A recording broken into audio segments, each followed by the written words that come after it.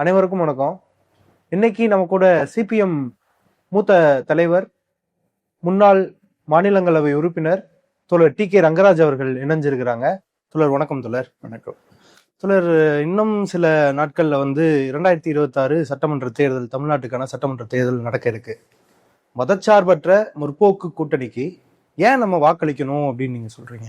தமிழக மக்களுடைய நலன், தமிழக விவசாயிகளுடைய நலன், கல்வி, சுகாதாரம், இது எல்லாவற்றிலுமே கம்யூனிஸ்ட் கட்சியோட பங்கு தேவைப்படுகிறது. அதில் இன்றைய சூழ்நிலையில் இந்திய ஜனநாயகத்துக்கு வரக்கூடிய பல்வேறு சந்தர்ப்பத்தில் வரக்கூடிய விபத்துகள் அல்லது ஆபத்துகள், இப்போ வந்திருக்கக்கூடிய விபத்தும் ஆபத்தும் மதவாதமும் ஜாதியவாதமும் வேகமாக வளரக்கூடிய ஒரு காலம். இப்படி வளரக்கூடிய காலத்துல மதச்சார்பின்மையை ஏற்றுக்கொண்டிருக்கக்கூடிய ஒரு இயக்கத்துடன் இணைவது தேவைப்படுகிறது.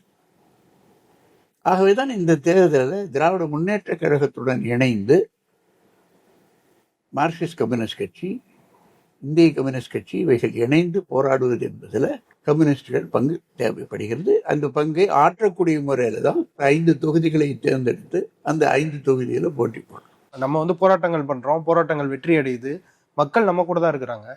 ஆனா ஏன் சட்டமன்றத்துல நம்ம எண்ணிக்கையிலையோ இல்லாட்டி ஏன் அதுல சண்டை போட வேண்டியதுன்னு நீங்க நினைக்கிறீங்க? சட்டமன்றத்தில் பங்கேற்பது என்பதும் அது எப்படி பெருமளவுக்கு மக்களுக்கு பயன்படுத்த முடியும் என்பதும், பெருமுதலாளிகளையும் பிராந்திய முதலாளிகளையும் எப்படி கட்டுப்படுத்துவது என்பதையும், தொழிலை பாதுகாக்கிற பொழுது தொழிலாளிகளையும் எப்படி பாதுகாக்க முடியும் என்பதை அரசியல் சட்டம் வகுத்திருக்கக்கூடிய அந்த வழிமுறையிலே எப்படி செயல்படுவது என்பதை கம்யூனிஸ்டுகள் அமுல்படுத்த விரும்புகிறார்கள். ஆகவே சட்டமன்றத்தை போட்டியிடும்.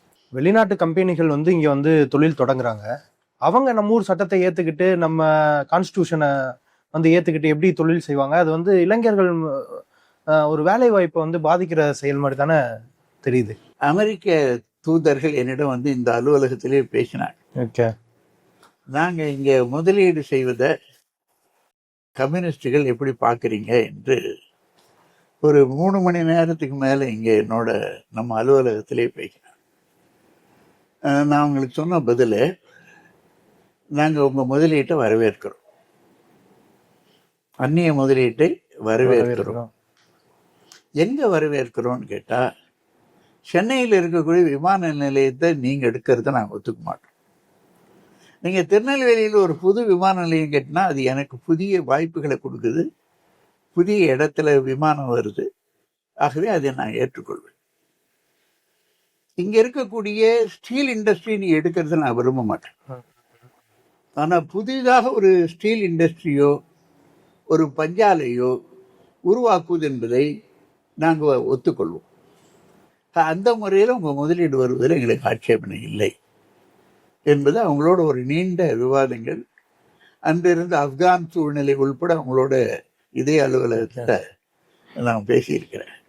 ஆகவே முதலீடுகள் வருவது என்பது வேலை வாய்ப்புகளை கொடுப்பது, தொழில்நுட்பத்தினுடைய வளர்ச்சி நம்முடைய பிள்ளைகளுக்கு, நம்முடைய எதிர்காலத்திற்கு கிடைப்பது, இதெல்லாம் தேவை. நீங்க சட்டமன்றத்துல ஏன் சிபிஎம் போகணும் அப்படிங்கிற தேவையை பத்தி சொன்னீங்க. இப்ப ஏற்கனவே நம்மகிட்ட நிறைய சட்டமன்ற உறுப்பினர்கள் இருந்தாங்க. நம்ம என்ன செஞ்சிட்டோம் அப்படின்னு நினைக்கிறேன்? நிறைய செஞ்சிருக்கோம்.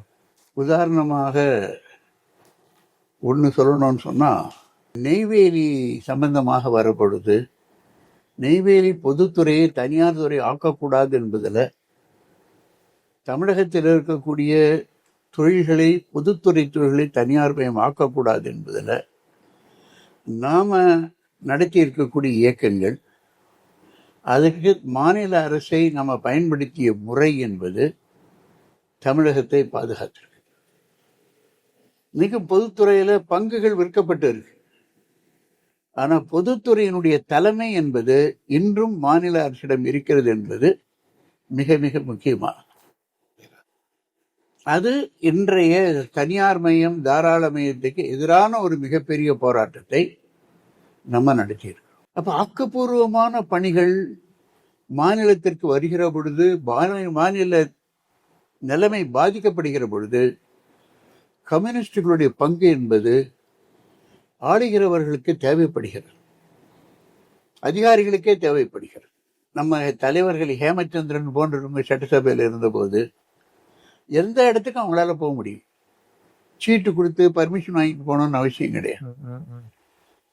சட்டமன்றத்தினுடைய உரைகளை நீங்க எடுத்து பார்த்தீங்கன்னா, உமாநாத்தோ, ரமணியோ, பாப்பா உமாநாத்தோ, இவங்களுடைய உரைகள் என்பது எவ்வளவு ஆணித்தரமாக அரசாங்கத்தை நம்ம விமர்சிச்சிருக்கிறோம். ஏதோ அவர்களுடன் இணைந்து தேர்தலில் போட்டியிடுவது என்பது மட்டும் அவர்களை நிரந்தரமாக நம்மோட சேர்ப்பதில்லை. அவர்கள் தவறு செய்கிற பொழுது சரி செய்வதும் சரியான பாதையை விவாதங்களில் சுட்டி காட்டுவதும் நம்முடைய கடமையாக இருக்கிறது. இந்த சூழ்நிலையில இன்று இருக்கக்கூடிய தேசிய சர்வதேச சூழ்நிலையில ஒரு பெருமளவுக்கு வலதுசாரி போக்கு வளர்கிறது என்று நான் நினைக்கிறேன். அது அமெரிக்காவிலிருந்து, ஐரோப்பாவிலிருந்து, ஜப்பானுடைய பிரதமர் வந்திருக்கிறதுலேருந்து, இந்தியாவில் ஆளக்கூடிய பாரதிய ஜனதா கட்சியிலிருந்து இந்த வலதுசாரி போக்கு என்பது ஜாதியவாதத்தையும் மதவாதத்தையும் உள்ளடக்கியதாக இருக்கிறது.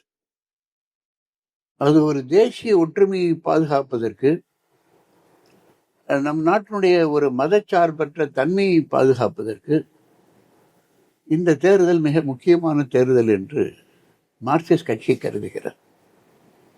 அந்த முறையில் எங்களுடைய சின்னங்களுக்கு, அருவாள் சுத்தியல் நட்சத்திரத்துக்கு, அதை ஒட்டி இருக்கக்கூடிய தோழமை கட்சிகளுடைய சின்னங்களுக்கு வாக்காளர்கள் வாக்களிக்க வேண்டும் என்பது எங்களுடைய வேண்டுகோள்.